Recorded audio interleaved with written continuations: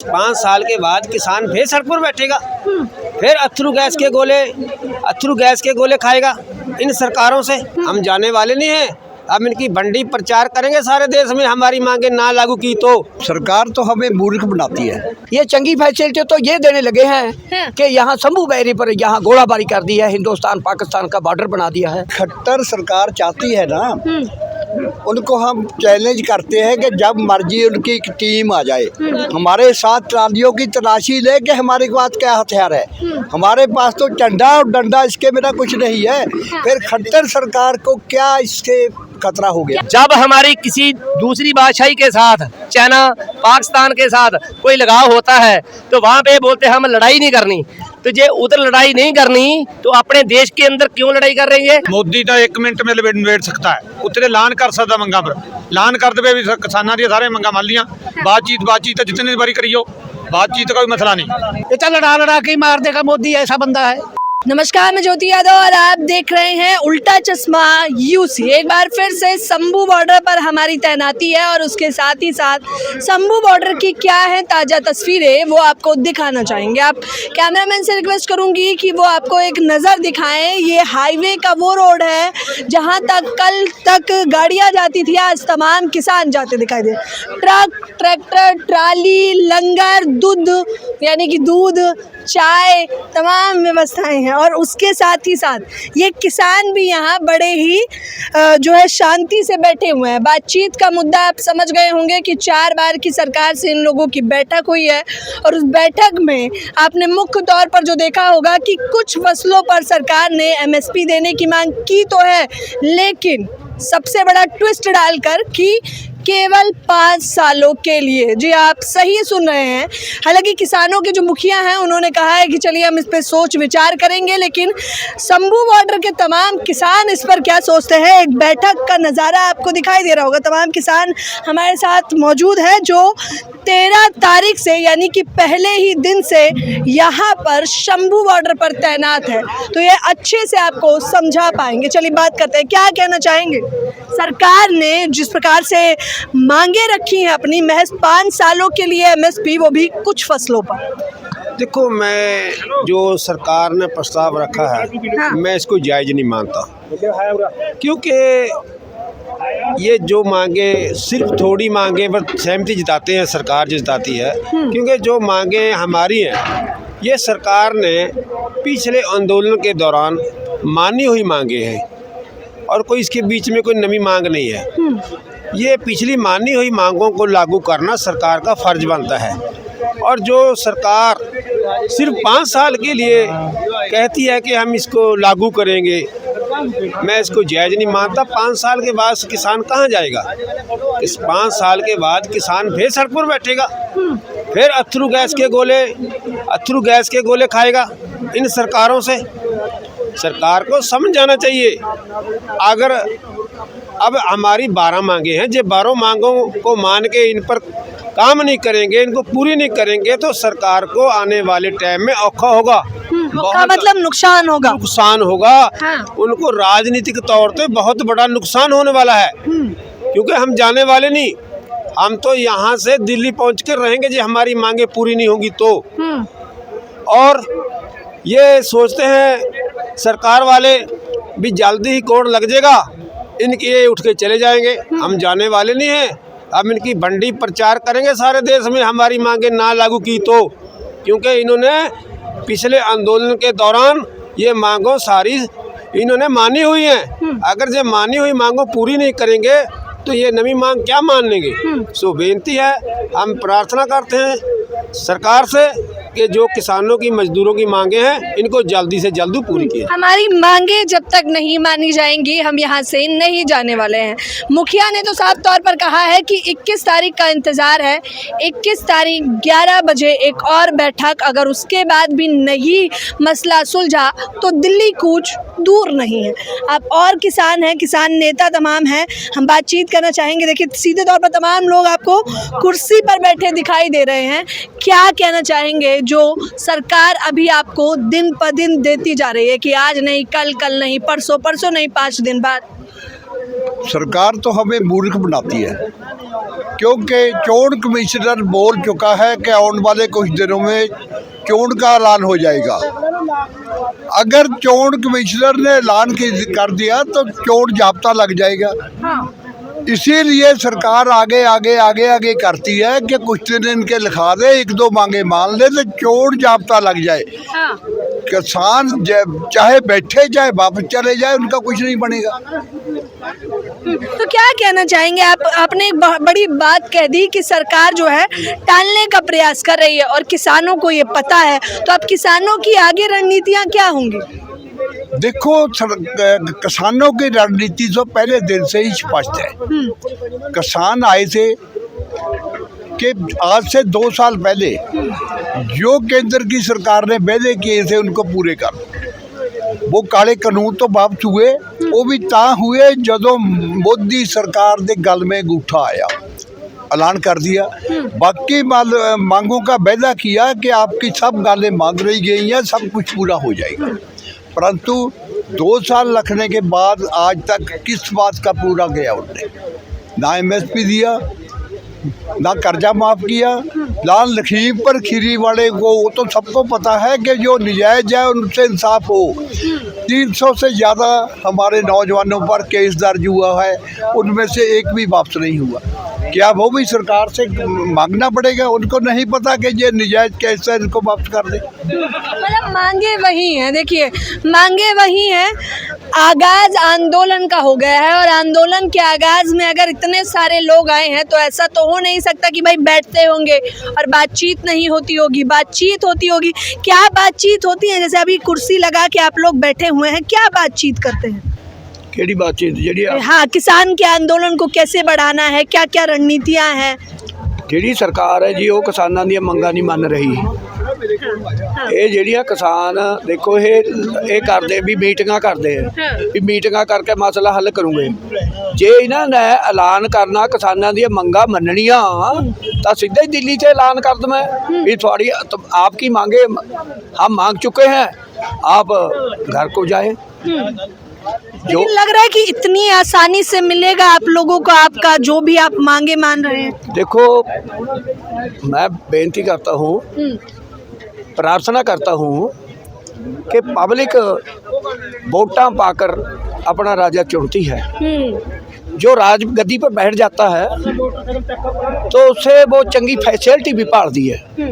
तो चंगी फैसिलिटी तो ये दे रहे हैं कि किसान अपना प्रोटेस्ट करना चाहते हैं और शांतमयी ढंग से करना चाहते हैं, शांतमयी तरीके से दिल्ली पहुंचना चाहते हैं, अपनी जो मांगे सरकार के ध्यान में ले आनी चाहते हैं।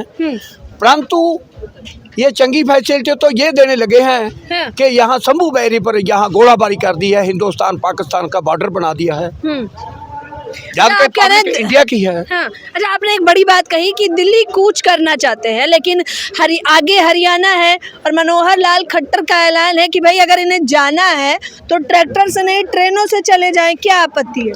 अगर ट्रैक्टरों पर किसान जाते तो सरकार को क्या तकलीफ होती है? कह रहे हैं मंशा कुछ अलग ही नजर आ रही है आप लोग तो दिखती है। अगर ट्रैक्टरों पर जाते हैं चाहे पैदल जाते हैं, सरकार को क्या तकलीफ है? वो पैदल जाएं, चाहे ट्रैक्टर पर जाएं, चाहे जहाज पर जाएं। हाँ। उनको तो दिल्ली पहुंचना, जैसे जाना चाहते हैं वो जाने दो। कैसी है हमारी मंशा बताओ आप। हाँ। कैसी मंशा पूछ रहे हो? हमने नहीं कहा, पहले सवाल बहुत सलीके से सुनिएगा कि मनोहर लाल खट्टर ने कहा कि मंशा कुछ और है, तो कैसी मंशा है? सरकार की मंशा गलत है, किसान की मंशा गलत नहीं है बीबी।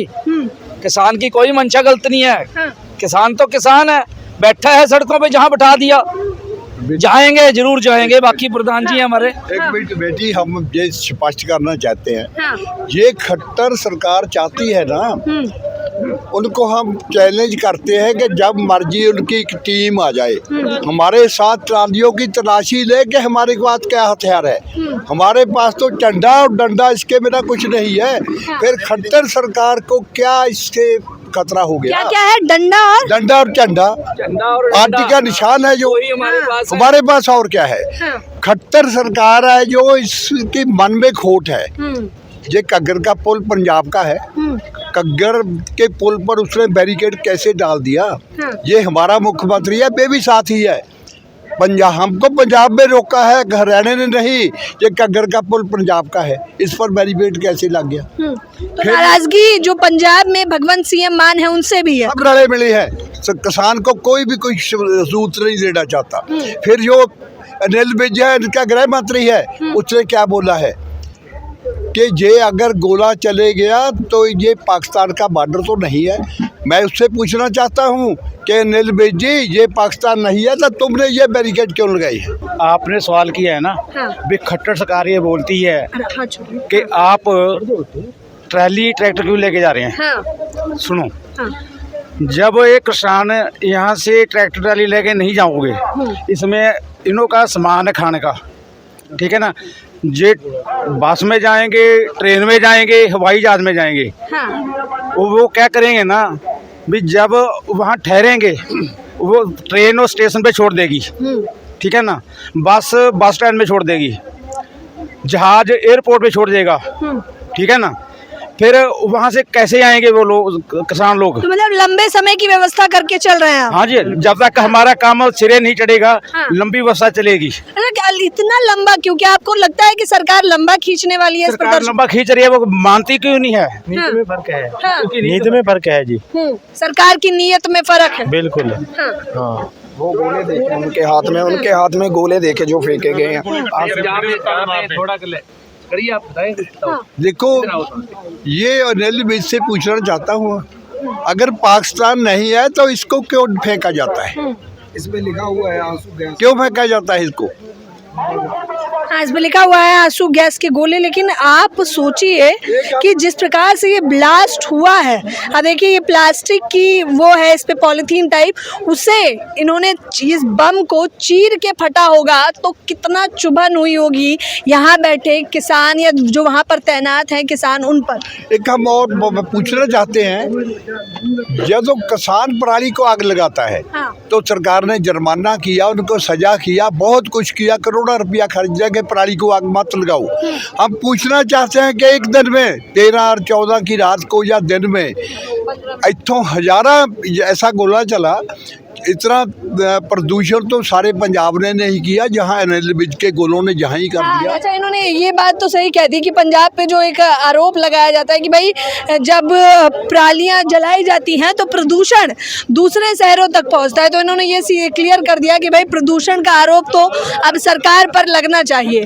अच्छा, बड़ी बात तो ये है, जैसे सरकार जो है आपको दिन ब दिन बढ़ाती जा रही है ये आंदोलन, तो क्या सरकार चाहती है ये लंबा चले या किसान यूं ही बैठे रहें? और अगर सरकार ऐसा चाहती है तो अब किसान क्या चाहता है? किसान ये चाहता है कि जो हमारी मांगे हैं, हाँ, वो सही रूप से सरकार लिखती रूप में कानून बना के धारा लगाकर हमारे को रिटर्न में दे दे। दूसरी बात, जो ये मोदी सरकार ने ये जो एक जुमला शुरू किया है ना, वो क्या है? सबसे पहले तो मैं बात वो करनी चाहता हूँ, ये हमारे देश को बर्बाद करने में ही तुला हुआ आदमी है। ये हमारे लोगों गरीबों का आदमी नहीं है।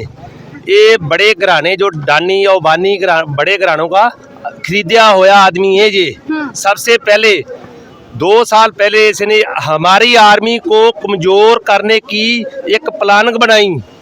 जो जवान हमारा 17 साल से लेकर 30 साल तक बॉर्डर के ऊपर ड्यूटी करता था, आज इसने उसको तोड़कर कमजोर करके 4 साल की अवस्था की जवान को ड्यूटी दे दी है। सबसे पहले तो हमारे देश की जो घेराबंदी थी, देश की जो ताकत थी, जो वर्ल्ड के अंदर हमारी आर्मी एक मानी हुई आर्मी थी, उसको इसने कमजोर बनाना शुरू किया। जब वो इसकी शरारत चल गई, हमारे जवान 4 साल के लिए भर्ती हो गए, क्योंकि बेरोजगारी थी। एक देश की वो पॉलिसी है जो वो आज शिखर पे चल गई। दूसरी बात, आज इसने ये किया कि एक मार्शल कौम, मार्शल स्टेट हमारे देश के अंदर है जो मेरे आगे दीवार खड़ी कर सकती है। वो कौन सी है? पंजाब एंड हरियाणा। आज खेती जी जो भी पैदावार हुआ वो पंजाब और हरियाणा के अंदर होती है और पूरा देश खाता है। तो ये चीज को कमजोर बनाने के लिए आज मोदी सरकार ने ये जो जुगलेबाजी चला रखी है, और हमारे को हरियाणा की हद पर रोक रखा है। लेकिन ये बात ये सुनने वाली है, समझने वाली है, जो पुल है वो पंजाब के जमीन के ऊपर है, घग्गर पुल। उस पुल के ऊपर उसका हरियाणा सरकार का कोई भी मतलब नहीं है, हक नहीं बनता। हक नहीं बनता। वो जो इधर घोड़े गिराएंगे और गिरा रहे। दूसरी बात, जब हमारी किसी दूसरी बादशाही के साथ, चाइना, पाकिस्तान के साथ कोई लगाव होता है तो वहां पे बोलते हैं हम लड़ाई नहीं करनी। तो ये उधर लड़ाई नहीं करनी तो अपने देश के अंदर क्यों लड़ाई कर रही है? बताइए, अगर बॉर्डर पे लड़ाई नहीं करनी, वहाँ ये ऐलान किया जाता है कि शांति से बात सुलझा ली जाए, तो यहाँ पर तो अपने ही किसान हैं, अपने ही अन्नदाता हैं, तो इन पर इतना अत्याचार क्यों? एक सवाल करके फिर खत्म करना चाहूँगी, क्योंकि सवाल बहुत बड़ा है। आप देखिए कि किस प्रकार से यहाँ क्या माहौल है। एक बार अगर कैमरामैन आपको दिखा दें चारों तरफ। अब मैं ये कहना चाहूँगी कि किसान का असली आंदोलन 2.0 तो अब शुरू हुआ है। क्यों? क्योंकि आंधी, तूफान, बारिश की शुरुआत हो चुकी है। जी हाँ, अब समस्या बढ़ती जा रही है। सवाल बड़ा है और पूछना ज़रूर चाहूँगी कि 4 बार की बैठक हो गई, कितनी बार की बैठकों का और इंतज़ार करेंगे और फिर निर्णय लेंगे? देखो, निर्णय सरकार ने लेना है। हाँ। हमको जब बोलते हैं हम जब ही चले जाते हैं। हम ये नहीं कहते कि ये कहें कि अगर हम कह देंगे नहीं आते तो कहेंगे गलबात के लिए नहीं आते हैं। हम तो गलबात के लिए तैयार हैं। 23 फसलों को इन्होंने पहले डिक्लेयर किया हुआ है, MSP लागू कर दें, और क्या झगड़ा क्या है? अच्छा, आप गल के लिए यानी कि बात के लिए, बातचीत के लिए तैयार हैं, वो भी उधर से बातचीत के लिए तैयार हैं। जब बातचीत करके ये मसला सुलझ जाएगा तो कह रहे हैं आंदोलन की क्या आवश्यकता? नहीं, हमने कब कहा आंदोलन? हाँ। अब हम यहाँ बैठे हैं, हमारा हरियाणा के साथ क्या झगड़ा है? कोई गल ही नहीं, हरियाणा का तो नाम भी नहीं है बीच में। हाँ।